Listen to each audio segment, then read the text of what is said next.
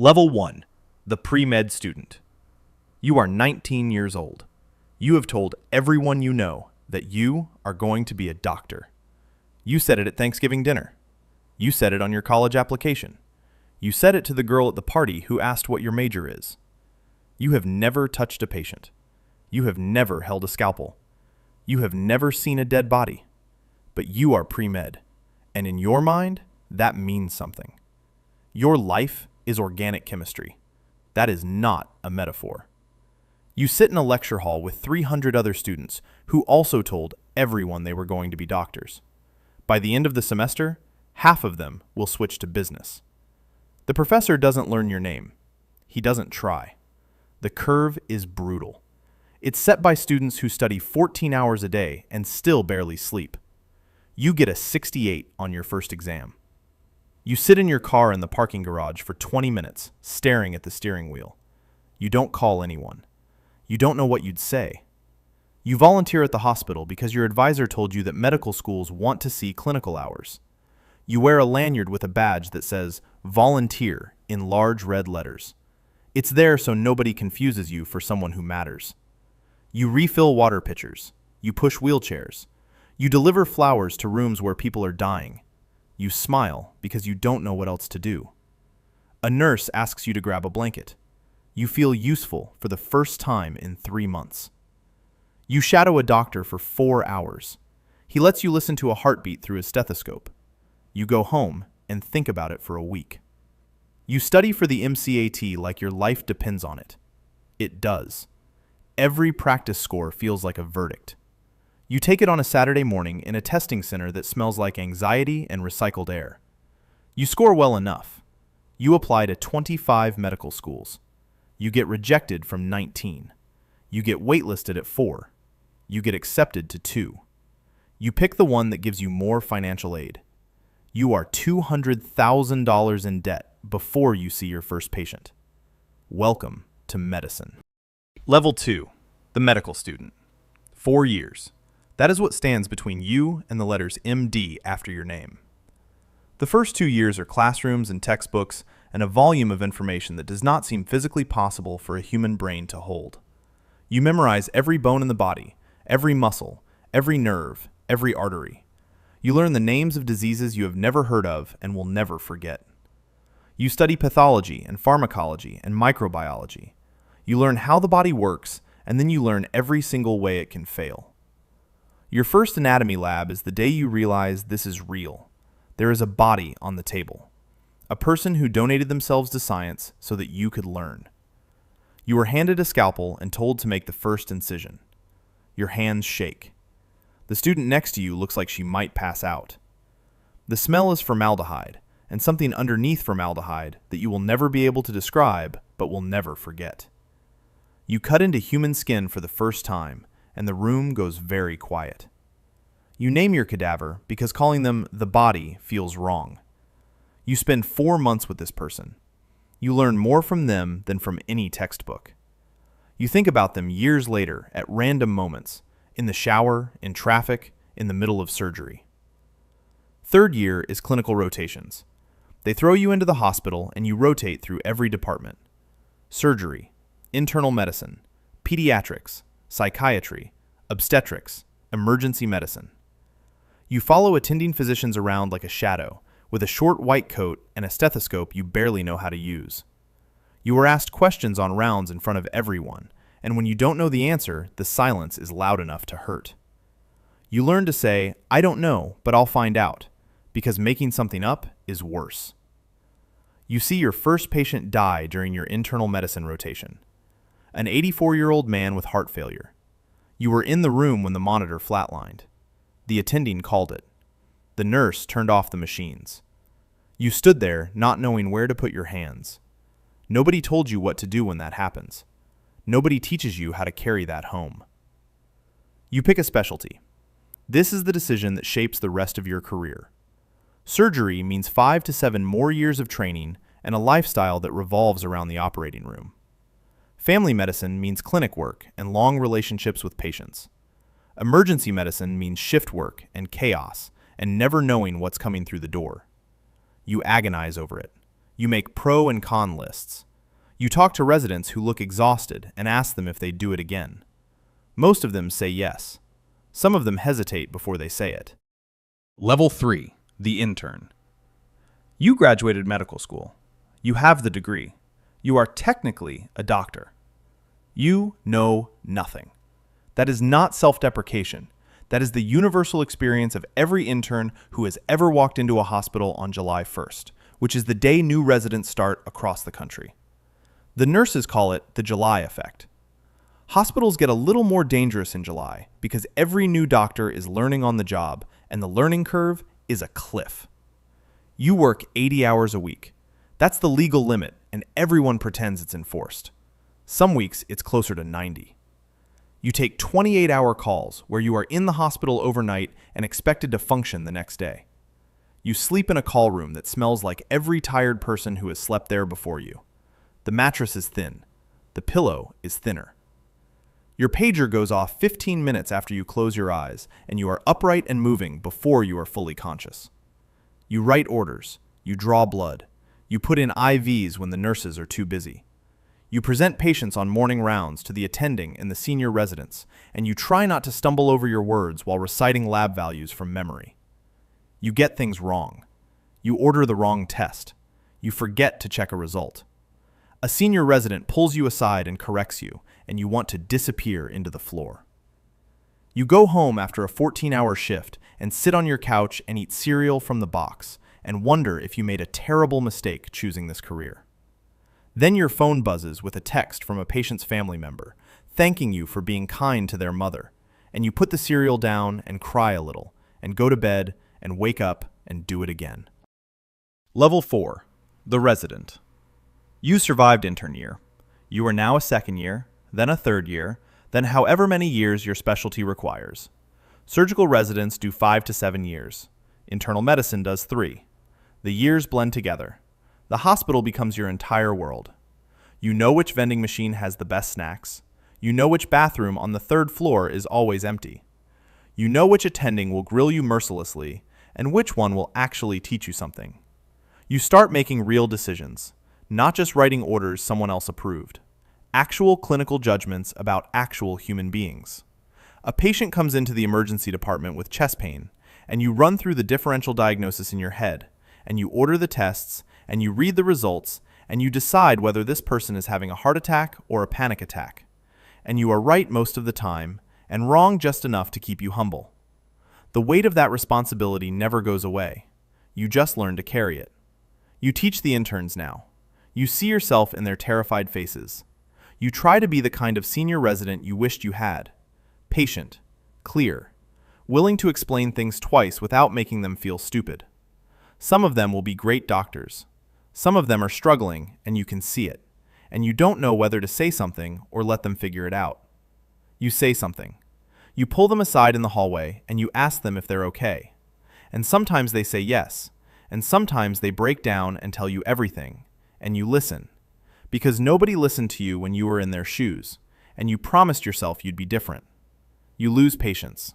Not every day, but often enough that it changes you. A 45-year-old father of 3 comes in with abdominal pain, and you think it's an ulcer, and it turns out to be pancreatic cancer, and he's dead in 6 weeks. You saw him in the emergency room. You were the first doctor he spoke to. You told him you'd figure out what was going on. You figured it out. You wish you hadn't. You go to the bathroom after your shift and sit in the stall and press your palms into your eyes and breathe. Then you wash your hands and walk back out and see the next patient, because there is always a next patient. Your personal life is a disaster. Your friends from college are getting married, buying houses, posting vacation photos.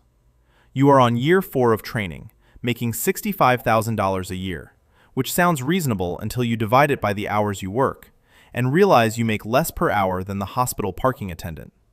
Your relationship ended because you canceled dinner for the 3rd time in a month. You missed your best friend's wedding because you couldn't get the shift covered. You tell yourself it will be worth it. You tell yourself that every day. Level 5, the fellow. You've finished residency. You could practice medicine right now. You could go make real money for the first time in your life. Instead, you signed up for more training. A fellowship. 1 to 3 more years of specialized education in a subspecialty: cardiology, oncology, gastroenterology, neonatal intensive care. Whatever narrow slice of medicine you decided to devote your life to. You are very good at one thing now. You are the person they call when the general doctors don't know what to do. A patient's heart is doing something unusual, and the internal medicine team calls you because you are the cardiology fellow, and hearts are your entire world. You look at the EKG and you see what they missed. You adjust the medication. You explain it to the team. You feel competent for the first time in a decade of training, and it is a feeling you will chase for the rest of your career. The fellowship is also a research machine. You publish papers. You present at conferences in hotel ballrooms where 500 doctors eat bad chicken and listen to PowerPoint slides about clinical trials. You analyze data. You run studies. You are building your academic reputation one publication at a time, because the jobs you want after this will ask how many papers you have and where you publish them. You are 32 years old. You have been in training since you were 18. 14 years. You have spent your entire adult life preparing for a career that hasn't technically started yet. Your college roommate who went into finance has a house and a 401k and 2 kids. You have a rented apartment and $280,000 in student loans and a very specific knowledge of how the electrical conduction system of the human heart works. You remind yourself that you didn't do this for the money. Some nights that feels true. Some nights it doesn't. Level 6, the attending physician. You are done. No more training. No more supervision. No more being the student. You are an attending physician. The buck stops with you. When a patient crashes at 3 in the morning and the resident calls you, the resident is calling you because you are the final answer. There is nobody above you in the clinical chain. Your decision is the decision. If it's right, the patient lives. If it's wrong, the patient might not. You join a hospital or a practice. You see patients. You operate or you don't, depending on your specialty. You build relationships with patients who come back year after year with new problems and old complaints. You remember their names, their families, their histories. Mrs. Chen, who always brings cookies to her appointments. Mr. Davis, who won't take his blood pressure medication no matter how many times you explain why he should. The teenager with leukemia who asks you if she's going to die, and you tell her you're going to fight like hell, and you mean it. The money is real now.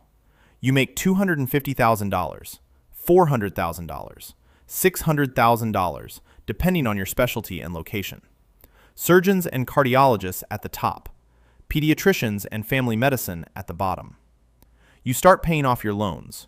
You buy a house. You drive a car that isn't falling apart.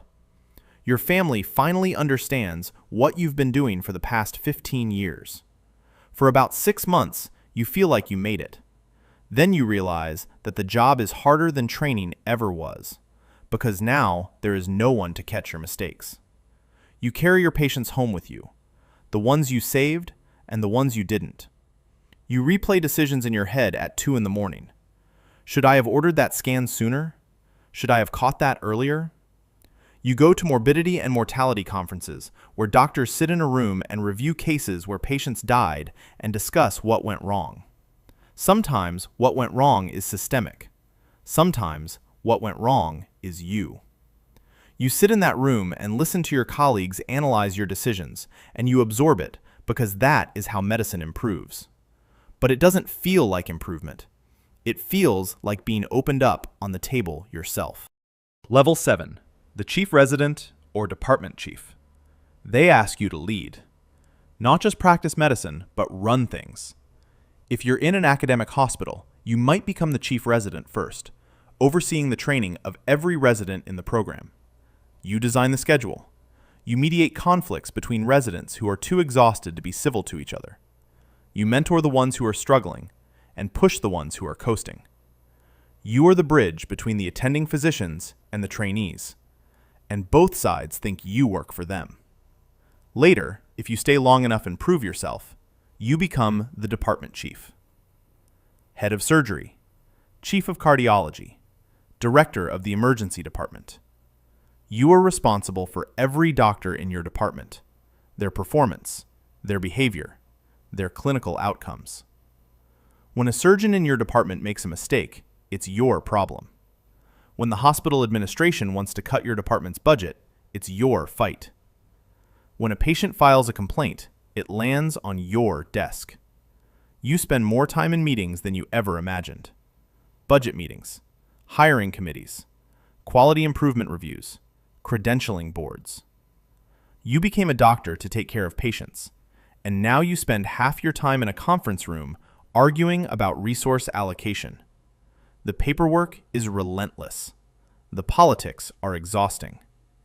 Other departments want your operating rooms. The administration wants better numbers. The insurance companies want shorter hospital stays. You fight for your department because nobody else will.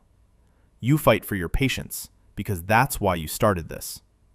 You remind yourself of that on the days when the spreadsheets make you forget. Level 8. The Chief Medical Officer. You are no longer just a doctor. You are an executive. The Chief Medical Officer, the CMO, is the highest-ranking physician in the entire hospital. Every clinical decision, every policy that affects patient care, every protocol that governs how medicine is practiced within these walls runs through you. You report to the CEO and the hospital board. You sit in rooms with lawyers and accountants and administrators who have never touched a patient, and you translate between the language of medicine and the language of business. You oversee hundreds of physicians across every department: surgeons, internists, radiologists, anesthesiologists, pathologists, emergency physicians. You set standards. You review outcomes data. You investigate when something goes wrong. When a surgeon operates on the wrong limb, you lead the inquiry. When an infection outbreak hits a ward, you coordinate the response. When a doctor is impaired, burned out, or dangerous, you are the one who has the conversation. You sit across from a colleague, sometimes a friend, and tell them they can't practice anymore. You have had that conversation more times than you want to remember. It never gets easier. You deal with crises that the public never hears about. Supply chain failures that mean the hospital might run out of a critical medication. Staff shortages that force you to close beds in the ICU. Lawsuits that could bankrupt the institution. A pandemic that fills every room and hallway with patients and turns the parking garage into a triage center, and forces you to make decisions about who gets a ventilator and who doesn't. You made those decisions. You carry those decisions. You carry the faces of the people who didn't get the ventilator. You carry them in a place that no title or salary can reach. You get sued. It happens to almost every doctor eventually. A patient has a bad outcome, and a lawyer sends a letter, and suddenly you are sitting in a deposition answering questions about a decision you made at 4 a.m. after being awake for 22 hours. The lawyer asks you why you didn't order a specific test. You explain your clinical reasoning. The lawyer asks you to explain it again. You do. The case settles, or it goes to trial, or it gets dismissed. But the feeling never fully goes away. The feeling that someone looked at the worst day of your career and decided it was negligence. You start practicing defensive medicine, ordering extra tests, extra scans, not because the patient needs them, but because you need the paper trail. Every doctor does this. Nobody admits it. The system made you this way. You still try to see patients when you can, one clinic day a week if you're lucky. You put on your white coat and you sit with someone, and you listen to their symptoms, and for one afternoon you remember why you walked into that lecture hall at 19 years old and told everyone you were going to be a doctor. Then you go back upstairs to your office and open your email, and there are 47 unread messages about budgets and compliance and credentialing, and the afternoon disappears. Level 9. The Surgeon General or Health System CEO. You have left the single hospital. You now run a health system, multiple hospitals, dozens of clinics, tens of thousands of employees, hundreds of thousands of patients a year, flowing through a system that you are ultimately responsible for. Or perhaps you've gone the public health route, and you hold a position that shapes healthcare policy for an entire state or the entire country. You make decisions that affect people you will never meet. You decide whether to build a new cancer center or expand the emergency department. You decide whether to acquire a struggling rural hospital or let it close. You decide how resources are allocated across facilities that serve communities with vastly different needs. A wealthy suburb with excellent insurance, and a low-income neighborhood where half the patients are uninsured, and the emergency room is the only healthcare they have. Both facilities report to you. Both need funding. You choose. Every choice saves someone and fails someone else. You testify before committees. You give interviews. You write op-eds about the state of healthcare in the country. You attend galas and fundraisers where donors in tuxedos write checks that build wings and name them after themselves. You shake their hands and thank them, and you think about the nurse on the night shift who hasn't had a raise in 3 years, and the resident sleeping in a call room right now who won't go home until tomorrow afternoon. You think about the gap between the people who fund hospitals and the people who run them at 3 in the morning, and you wonder if that gap will ever close. You are 58 years old. You have been in medicine for nearly 40 years. Your body doesn't do what it used to. Your knees ache from decades of standing in operating rooms. Your eyes strain from reading charts and scans and reports. Your hands, the hands that once trembled holding a scalpel for the first time, are steady but tired. You have seen medicine change in ways you couldn't have imagined when you started. Electronic records replaced paper charts. Robotic surgery replaced open procedures. Telemedicine replaced some office visits. The diseases stayed the same. The paperwork got worse.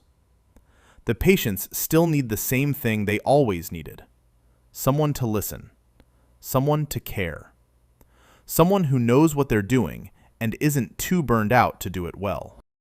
Level 10, the legacy. You retire. You clean out an office that accumulated 30 years of plaques and photographs and thank you cards from patients whose names you still remember.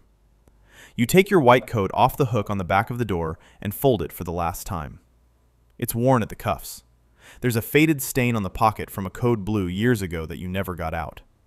You should throw it away. You can't. There's a dinner in your honor. Colleagues give speeches. Former residents you trained, now attending physicians themselves, fly in from across the country. They tell stories about you. The time you stayed 36 hours straight to see a patient through a crisis. The time you yelled at a resident in the OR and then apologized an hour later and bought them coffee. The time you diagnosed something everyone else missed and saved a life that would have been lost. They call you a mentor. They call you the reason they stayed in medicine when they wanted to quit. You didn't know you had that effect. You never do while it's happening. You go home. The house is quiet. Your spouse has been patient for decades, raising kids while you were on call, eating dinner alone while you were in surgery, going to bed alone while you sat with a dying patient's family. The kids are grown. One of them is in medical school. You told her not to. She didn't listen. She has the same look in her eyes that you had at 19. That mix of terror and conviction that you can help people if someone would just let you. You recognize it. You can't protect her from what's coming. The exhaustion, the loss, the system that will try to grind her down, the patients who will break her heart, the ones who will make it all worth it. You can't protect her from any of it. All you can do is tell her the truth. That it's the hardest thing she'll ever do. That some days she'll regret it. That most days she won't. That the privilege of being trusted with someone's life at their most vulnerable moment is something that never gets ordinary, no matter how many times it happens. Somewhere, right now in a hospital, a code is being called. A team of people in scrubs is sprinting down a hallway pushing a crash cart. A resident is doing chest compressions while an attending calls out orders. A nurse is drawing up medications. A medical student is standing in the corner watching with wide eyes, heart pounding, hands shaking, wondering if this is really what they want to do with their life. It is chaos, and it is terrifying, and it is the most important thing happening in that building at that moment. Someone's life is in the balance, and a group of strangers who trained for years and sacrificed more than anyone outside these walls will ever understand are fighting to keep that person alive. They don't know each other's last names. They don't know each other's stories, but they know exactly what to do because they've done it 100 times before, and they'll do it 100 times again. That is the hospital. That is what every rank in this building serves. That is why the cycle continues.